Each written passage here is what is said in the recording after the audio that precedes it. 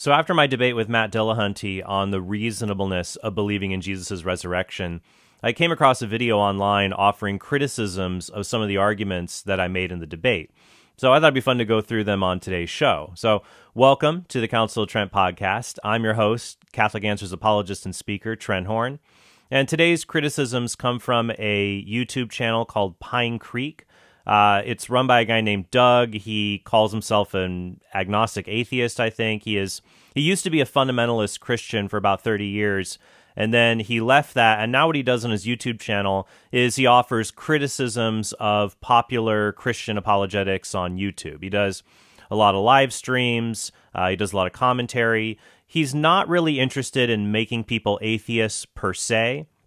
I think he's just more interested in offering criticisms of Christian apologetics, and that's fine. I mean, I appreciate it when Christians offer criticisms of Christian apologetics because everybody should be trying to use the best arguments that they have. If you are an atheist who makes public statements or videos or blog posts criticizing Christianity or defending atheism, you are an apologist, either for atheism or, I think as Doug might call himself, an apologist for the position that Christianity is false. So whoever you are, you should be open to criticism and try to always make your arguments better. So I was interested, so I went through the video that he put up, and I was not impressed for various reasons. So what I want to do now is I'm going to go through parts of the video. I'm not going to go through the whole thing because in a lot of it, he doesn't actually address me. He talks about other issues and other Christian apologists, but I'm going to go through the most pertinent parts of his response to me,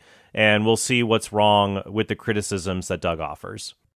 Let me offer 3 tests to see if belief in an unusual event is reasonable. Number 1, does the belief contradict well-established facts about the subject in question? If it does, then the belief is unreasonable.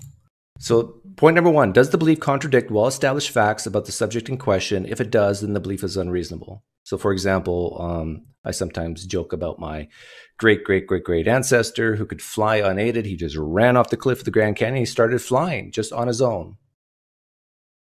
That belief contradicts well-established facts about the subject in question, the flying man.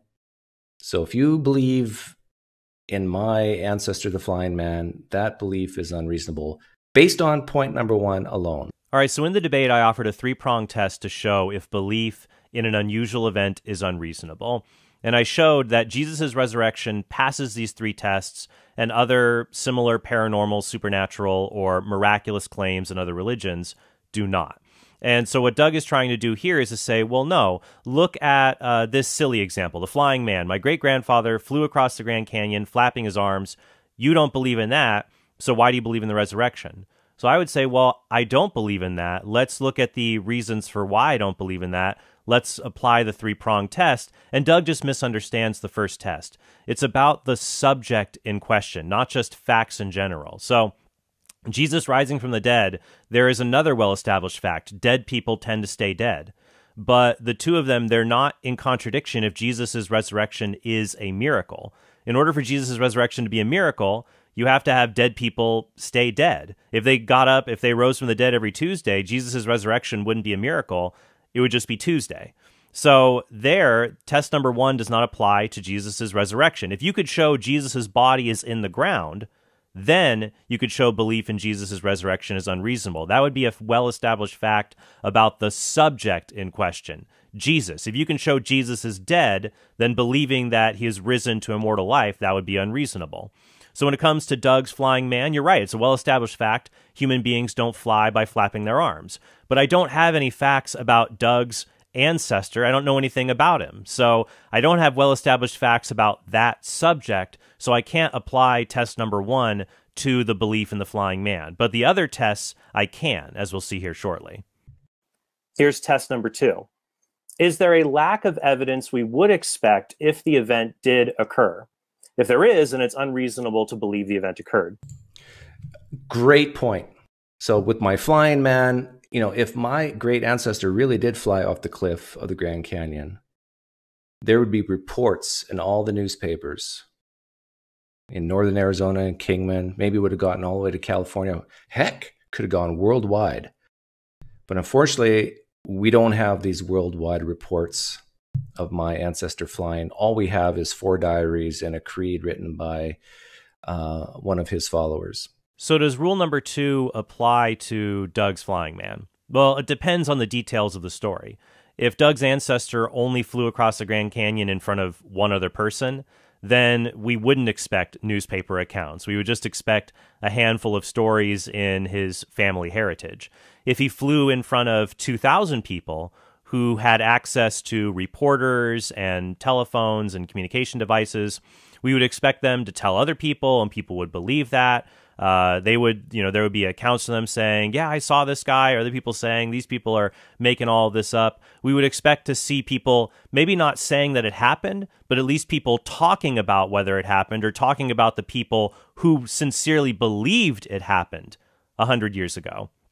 And so, but if the account is that he flew in front of, let's say, 500 people, and the only evidence we have is Doug talking about it 100 years later, and there's no evidence of anyone in the past 100 years even believing that this happened, then we'd be missing evidence that we should have. And so it would be unreasonable to believe in the flying man if it was to that many people. Now, compare that with Jesus' resurrection. Jesus appeared to the 12, James, Paul, Peter. He also appeared to 500 other believers. And so we wouldn't expect them to write about this stuff. We'd expect a handful of writings because only a few people were literate. And we do have a handful of writings. We would expect them to go and tell other people about it. Some people would believe and other people wouldn't.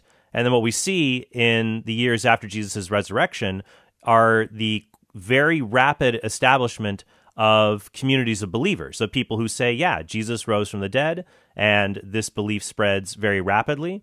It's what we would expect if there were, let's say, about, what would it be then, 520 witnesses of the resurrection, then going out and spreading this belief in the ancient world. But it wouldn't be comparable to Doug's flying man, because all we have is him telling us about it today, and no evidence of anyone ever having believed this in the past. That even atheists have to admit that there were Christians in the first century who believed Jesus rose from the dead, including those who knew Jesus himself.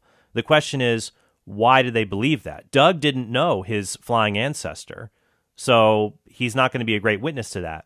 But the people who would have known that person, or the people who knew Jesus, we have to ask, why did they believe Jesus rose from the dead? And as I show in the debate, the best reason to believe that is Jesus rose and actually appeared to them. Is the evidence for the unusual event just as easily accounted for by a usual explanation? If it is, then it is unreasonable to believe in the unusual event. Excellent point. Is the evidence for the unusual event just as easily accounted for by a usual explanation? In other words, instead of saying, oh yeah, Doug, your flying ancestor really did fly. Or maybe he didn't, and maybe just these 4 diaries you say you have just says so, and he didn't. Maybe these are stories made up. Maybe you did have an ancestor who claimed to fly, but, maybe they just built a story around that. So the biggest difference between belief in the resurrection and belief in the flying man is going to be test number 3. Does a usual explanation present itself? So for the flying man, we have Doug telling a story about something that happened 100 years ago and no other evidence. This could be a joke. This could be a lie. This could be someone who is mentally unbalanced. This could be a legend that developed over time. Maybe he flew with a glider, and then a legend developed over that over 100 years. In fact, that's going to be the biggest difference for me, that these other alternative explanations easily present themselves because the first account of the event is so long after the fact. It's the same reason I don't believe in some stories about the saints in Catholicism, that the first account of the saint's miracle is 100 or 200 years later. That's too far removed for me to determine whether it really happened or whether it was legend. But as I showed in the debate, we have early accounts from eyewitnesses or people who directly knew eyewitnesses, and other evidence that comes together to show that the usual explanations, as I showed in the debate, that lying, legend, hallucination don't make sense of the facts as we have them. So the 2 cases, when applying rule number 3, it invalidates the flying man, but it doesn't invalidate belief in Jesus' resurrection. And I think the way he gets around this is saying, but Jesus is special. In fact, if you watch the full video, I'm taking this out of context, of course. That doesn't mean it's evil or wrong. But I think if you go back and watch his opening statement, which I will not play, and I'm not showing the debate because it's just I already made a video saying the resurrection debate to end all resurrection debates. So it's done. It's over. But how can he say three things that I agree with so strongly and yet still believe that a man rose from the dead? This is one reason why I'm not impressed with Doug's reply, that I do give reasons in the debate. You could say the reasons aren't good or they don't work or there's something wrong with them, but to just hand wave them away like this just shows you're not willing to seriously examine the other person's case. So I'm willing to examine Doug's case. I'm not so sure he's willing to do that for mine, frankly. Well, let's go back to point number one. Does the belief contradict well-established facts about the subject in question? If it does, then the belief is unreasonable. Trent Horn, here's some questions for you to reflect on. Is it unreasonable to believe a man walked on water? Is it unreasonable to believe a man multiplied loaves and fishes? Is it unreasonable to say that a man turned water into wine? Does this go against the established facts about the subject in question? Is it unreasonable to be in a storm and have one man say, "Be calm," and the storm immediately becomes calm? Does that contradict well-established facts? Of course it does. So once again, Doug has misunderstood test number one. Test number one is not about just facts in general. It's about the subject in question. It's unreasonable to believe the earth is flat or that the earth is less than 10,000 years old because we have facts about the earth that conclusively prove otherwise. So if Doug had a fact, if he could say, I can prove Jesus did not rise from the dead. We have facts to show Jesus is in his tomb. We have facts to show Jesus did not perform miracles. That would fall under test number one. The fact that people in general don't perform miracles and don't rise from the dead, that actually is supportive of Jesus' resurrection claim, his miraculous resurrection. Because remember, if people rose from the dead or multiplied bread and fish every Tuesday, Jesus doing it wouldn't be special. It wouldn't be a miracle. It would just be Tuesday. So Doug has just fundamentally misunderstood test number one here. Unless he can show, hey, I followed Jesus around with a video camera and it shows he never did these things, then he can't employ test number one to show belief in the resurrection is unreasonable. He could try the other tests, but not test number one. Is there a lack of evidence we would expect if the event did occur? If there is, then it is unreasonable to believe the event occurred. So, when Jesus died, it's reported that the temple curtain, which was a very valued thing, was cut in two. It was cut asunder. There's no reports of that other than in the Bible, other than in the New Testament. Would you expect that there would be reports, contemporary reports at the time, that, hey, look, a historian wrote, the temple, the curtain just cut in two on one Friday evening? But we have no reports of that. Would you expect we would have reports of that? All this would show is that the detail about the temple curtain in Matthew's gospel was a legend, or it's not literal in nature. It wouldn't disprove Jesus' resurrection from the dead. But more importantly, in order for Doug to show we have an absence of evidence here, he needs to show that somebody would have recorded this. And my question for him would be, who? Who would have recorded this? Our primary source for Judaism in the first century during Jesus' time is the historian Josephus and the Jewish writer Philo. But there are a lot of events that they don't record. For example, Josephus failed to record that there was a riot in Jerusalem after blasphemous golden shields were put up in the city. So he failed to record this major riot that threatened Pilate's reign. It was a very newsworthy event. Philo talks about it, but Josephus doesn't. Josephus and Philo failed to talk about how all of the Jews were expelled from the city of Rome by Emperor Claudius sometime in the 40s. That's a major event for the Jewish people, and they failed to record it. Only Suetonius writes about it, and Luke in Acts chapter 18. So in order for Doug to show there's an absence of evidence, he need to say, here's such and such writer, such and such historian. Surely this person would have written about it, but Josephus and Philo, there's lots of things they didn't write about, so there's no reason to think that they would write about this particular event, because there's lots of stuff they don't cover. Do we have reports, even before Jesus' crucifixion and alleged resurrection, that of his miracles?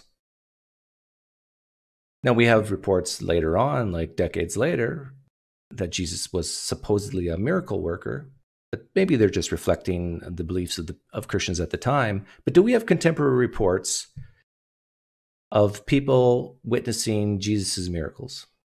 Now, remember, it says in an internal critique that Jesus was known all throughout Judea, all throughout Syria.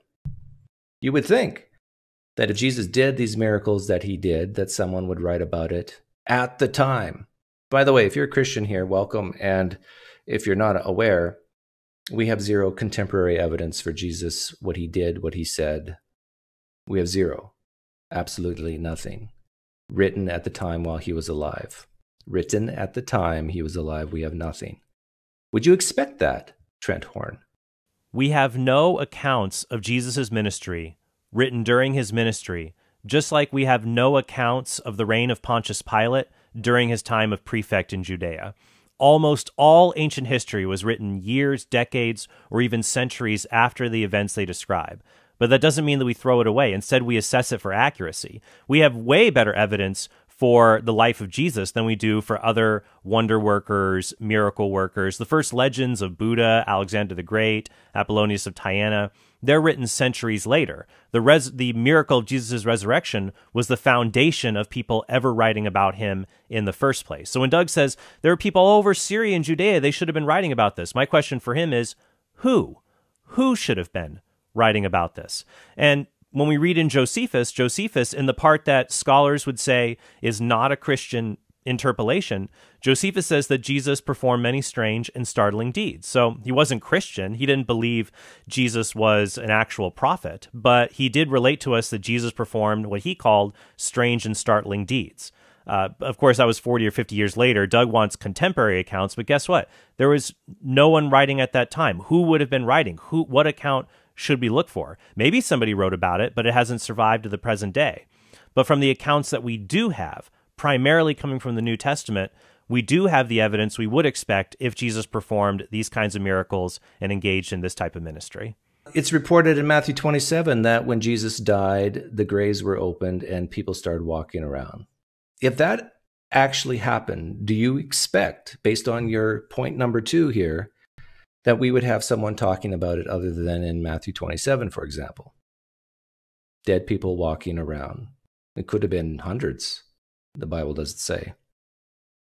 When Jesus died, it's reported in the Gospels that it became dark all throughout the area, whether that's the whole world or just Jerusalem area, doesn't matter. It became dark for 3 stinking hours. No, the hours didn't stink, but for 3 long hours. This is not an eclipse. 3 hours is not an eclipse in one local area. 3 hours. You would think someone would write about that.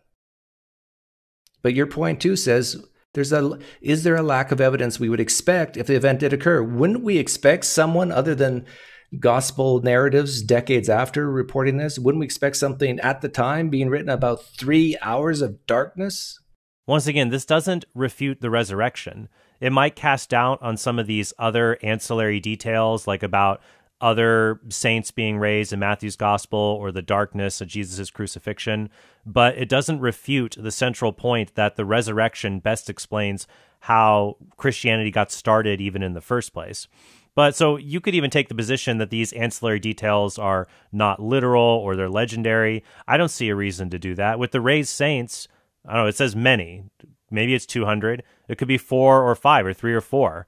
That'd be many raised saints to me. And those would be resuscitations, like when Lazarus was raised from the dead in John's gospel. These would be people who had just been buried even that day and then were raised and walked out of their tombs. And as I showed, not every historian, not every gospel author records every detail or every historical event that happens. And some of these, it's not even, I wouldn't even be necessarily a miracle claim, like the darkness of Jesus' crucifixion. In the 3rd century, the ecclesial writer Origen said this may have been just very dark clouds. Like, yeah, I agree, it doesn't sound like an eclipse, but it just could have been, hey, I've been in situations where you have really, really dark storm clouds, and then they obscure the sun's light or causes the sun's light to fail, as it says in the gospel accounts. So none of this here goes through Rule 2 to show that Jesus didn't rise from the dead. Wouldn't we expect testimony from the guards at the tomb? Like, if that event actually happened, if there was guards, whether they were Jewish guards or Roman guards, wouldn't we expect the guards to report that, hey, we were guarding the tomb, and then all of a sudden the stone rolled away, and I don't know if they would have seen Jesus or whatever, but it was empty. No reports of such a thing. Wouldn't we expect that, Trent? And of course, we have no testimony from any of the rulers or governing authorities at the time who put Jesus to death that he's alive. Wouldn't we expect we would have reports of that if it actually happened? That Jesus actually appeared to people like Pilate? I would. But maybe this is just the difference between me and a lot of Christians. My standards are higher? I don't know. I think Doug must have misspoken here when he said Jesus appearing to Pilate, because Christians don't believe that the resurrected Jesus appeared to Pontius Pilate. There is I think an apocryphal account written centuries later claiming that this happened, but Christians, the New Testament does not describe Jesus appearing to Pontius Pilate. Maybe Doug means when Jesus was before Pontius Pilate during his trial, wouldn't we expect Pilate or Roman officials to write about him? Well, what did Pontius Pilate write? Let's look at Pontius Pilate's writings. What did Pontius Pilate write about? Nothing. Nothing. Pontius Pilate wrote about nothing. We have nothing from his time as prefect. We have nothing from the officials that served under him. In fact, the only Roman source we have about Pontius Pilate, the only non-Jewish Roman source we have about the reign of Pontius Pilate in a ancient document, a literary account, would be in Tacitus's Annals of Roman History. And Tacitus there, he only mentions Pilate in relation to Jesus. He says that Nero crucified Christians. They're called Christians because Christus, their leader, was crucified under Pontius Pilate. That is it. That is the only ancient Roman source, a non-Jewish source, a Roman literary source talking about Pontius Pilate. That is all. So when atheists make these arguments from silence, saying, "Oh, we should have more evidence," I really question whether they have a firm grasp of ancient history and the sources that we do have. Now, if I talk about my flying ancestor, who could literally fly, it's very easy for someone, a Christian like Trent Horn, to say, well, you just made that up, Doug. Or if you didn't make it up, someone else did. They just wrote a story down. This didn't happen, Doug, in history. Come on. Get serious. You don't have the large historical traditional canon and history to back this up. But even if I did, would you believe it? Isn't it more likely that it's still just a story, even if it goes 1,000 years back and written by many, many people? Couldn't someone lying about my flying ancestor be a better explanation? So it's interesting here that Doug kind of scoffs, saying, well, my story, The Flying Man, yeah, it doesn't have the historical pedigree. Well, yeah, your hypothetical doesn't have the same historical evidence as Christianity. You're even saying that you're the only source talking about it 100 years later. That's nothing like Christianity. So if you're going to critique belief in Jesus' resurrection, then you're going to need to come up with a hypothetical where the evidence is similar to belief in Jesus' resurrection. And if the evidence is similar in quality and kind, then I'm going to give it serious investigation. But the Flying Man doesn't have that, and other purported miracle claims do not have that either. That's why I mentioned in the debate Antony Flew, who said in his conversation with Gary Habermas that, he's an atheist. He never came to believe in the resurrection, but he at least admitted that it had far better evidence for it than any other kind of miracle in antiquity. So when it comes to Doug's hypotheticals, if you're not going to make the hypothetical have the same evidence as the resurrection, of course I'm going to reject it and believe in the resurrection, and I'll have good reasons for doing so. The first thing I should say when I'm talking to a theist is, tell me about your personal experience with Jesus. Because that's what 9 times out of 10 it boils down to. And I think on Trent Horn's interview with Pints with Aquinas, he kind of alludes to this. Let's see. Let me back it up a bit here. A tragic experience. Was it a very painful experience, realizing that you may have had to become a Catholic? I don't think it was. So Trent Horn was an unbeliever. I think he became a Protestant first and then a Catholic. Be quite nearly as painful as if I were to leave the Catholic faith now, because I'm so much more invested entrenched in it. And they're talking about possibly leaving the belief now, and he's so entrenched in it. This is why Trent Horn can't go through his own 3-part test objectively. This is the part of Doug's reply that I'm least impressed by. I'm fine with people telling me, hey, Trent, your facts are wrong. Hey, Trent, your arguments are wrong. You made a fallacy or an error in your reasoning here. Okay, let's talk about it. Let's see either you're right and I got to change my thing, or I'm right and you need to reconsider your viewpoint. I don't appreciate it when somebody tries to psychoanalyze me, try to say, oh, here's why Trent really believes these unreasonable things. Like he has this reasonable test, but he still believes in the resurrection. So he must have some kind of psychological weakness or a bias. And so Doug goes back to this interview on Pints to try to show that actually I don't really care about evidence and that I only follow my feelings, which is just weird psychoanalysis and frankly an uncharitable presentation of what I said in that Pints interview. So I'll let it continue and I'll show you why that is. Because he's entrenched in it. To leave the Catholic faith now because I'm so much more invested entrenched in it and so much more assured from the Holy Spirit and from God's witness in my life that it's... Why couldn't he leave? Because he's so convinced that it's true from the Holy Spirit, the intertestimony of the Holy Spirit, and his personal experiences. And so much more assured from the Holy Spirit and from God's witness in my life that it's true, along with the evidence. Along with the evidence. It's almost like a throwaway line now. It's like, when Christians like Trent Horn are talking to atheists, it's all about the evidence, right? It's all about the minimal facts, the historical evidence, the reasons to believe that the things reported actually happened. But when they're talking to Christians, when a Christian like Trent Horn is talking to a Christian like Matt Fradd, it's no problem for them to mention intertestimony of the Holy Spirit, personal experiences. No problem admitting I'm entrenched. And then evidence is like, what I think he's talking about is like the historical evidence is like on the last on the list. There is a difference between knowing something is true and being able to show that it's true to other people. Sometimes we can do both, but there are cases where we can know something is true and be unable to show it to other people. So we have two kinds of evidence for that thing. We have subjective evidence and objective evidence. So let's say you're accused of a crime that you didn't commit. You might have subjective evidence, your personal experience that you know you didn't commit the murder. But a jury could look at the objective evidence and reason from that incorrectly even that you committed the murder.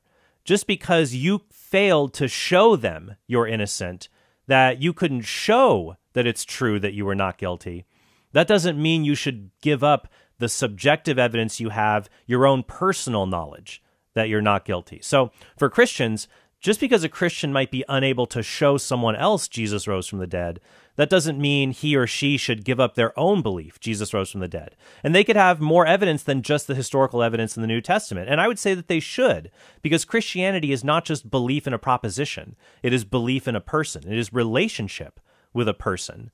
And so it would be surprising if someone's belief in Christianity was only rooted in evidence and they had nothing spiritual or anything from prayer or anything in their own personal experience testifying that this is true in their life. That would be very strange because they don't just believe in a proposition. They believe in a person. But Doug is like trying to show like, oh, Trent, he's just following his emotions. He's not actually following the evidence. Anyone who knows me, anyone who would watch that whole interview, which is why I think it's weird, he takes this one little clip from Matt Fradd's interview. In that very interview, I talk about how I wish I had more of these feelings. Like Doug goes on to say that there are other apologists who they become Christian because their wives are Christian or because they're drunkards, and then later they rationalize their beliefs. What happened to me was that I was a high school student who believed in a God out there, and that was it. I met some Catholic high school students, and you know what I did? I went online and I watched, or well, I didn't watch, I listened. This is 2002. So I listened to MP3 files of debates. I read books to examine the Christians and the atheists, and I thought the Christians had better evidence. So I came to believe. But even after believing, I get some experiences of Christ in my life, but not nearly as many as I wish that I had. In that very interview with Matt, I say this, that evidence is more what moves me, not that I wish I had more of these personal emotional experiences, and I don't. Here's the clip. However, I want to be careful, though, that a person's internal feelings are not, 100% indefeatable necessarily. I mean, you could have a personal feeling about something, and yet the opposing evidence is so overwhelming, it should make you doubt that, what that personal feeling is. I think this is how towards. you and I maybe came to Christ in a different way. I had a very intense emotional experience in World Youth Day, Rome 2000. Yeah. It felt unlike any other experience I had ever had, but it was emotional. Right. Whereas you came to the faith through reasons and arguments. I sometimes envy people like yourself. And I envy people like yourself. Yeah. Sometimes, I don't have a lot of these really deep, overwhelming personal experiences of God. I mean, I've had them and I have them, but they're more few and far between. I've prayed to have more of them, but I just, they're not given to me. So yeah, this whole psychoanalysis thing, his unwillingness to even address the arguments that I put forward in my position, to just critique my proposal, but not the evidence for it. And just seeing how Doug has engaged other people in the past, all of that put together, because Doug might make a reply to this. I don't know. Maybe he will, maybe he won't. But I have no interest in going on his show or engaging in a dialogue with him, because I don't think he will enter into the dialogue in good faith, based on what I've seen and how he's engaged my work on this issue, and also how he has engaged other people. I watched an interview that he did with my friend Randall Rouser. Randall is a really good Protestant theologian and apologist. Randall is somebody, he and I have serious disagreements, Catholic and Protestant. Randall believes that the damned are annihilated rather than spending eternity in hell. We had a conversation about that. But Randall is somebody that I can sit down with and have a conversation about disagreements with, because I believe that Randall is willing to do the hard work of really thinking through the position and trying to understand his opponent and really engage in that. And what I've seen of Doug is I don't think he's willing to do that. So I just don't think it would be productive to have a conversation with him. And here's an example of him engaging with Randall on this issue that I think demonstrates my point. To apologists, I'll give them a rough time. I'll try to make them feel silly for believing what they believe, with unabashedly. And like I said to you, I'll tell people, don't watch me. Please don't watch me if it gives you anxieties or depression. I don't want to hurt people in that way. Okay, so your goal is to make people feel silly. No, only people like you. Sure. No, that's a subjective feeling. So the question is, objectively, what is the framework for them feeling silly? Is it simply that you're better at insults, or is it that you believe you have some degree of evidence to provide, and relative to that evidence, they should feel silly in retaining their beliefs? If you watch yourself with my interview of you, I think you can understand what I mean. So if Doug thinks that my beliefs in the existence of God or in the resurrection of Jesus are silly and that they're false, and he would do the world a service by disproving them, he can debate me on the issue in a neutral forum. He could come on the Reason and Theology channel with my friend Michael Lofton, and we could set up a debate, and he can show why my beliefs are so silly. But seeing how he engaged my work in such an uncritical way and in a weird way, I don't think a dialogue with him would be very fruitful, frankly. I want to talk with people who want to have serious conversations on important issues, not people who just want to make those they disagree with look silly, frankly. So I'm willing to engage him, but it's going to have to be in a debate in a neutral forum, and then we can see whose beliefs are actually silly. So, but hey, I think it was still good that he did this, because it's nice to see, for people to see, okay, here are the criticisms that people offer of the Christian position.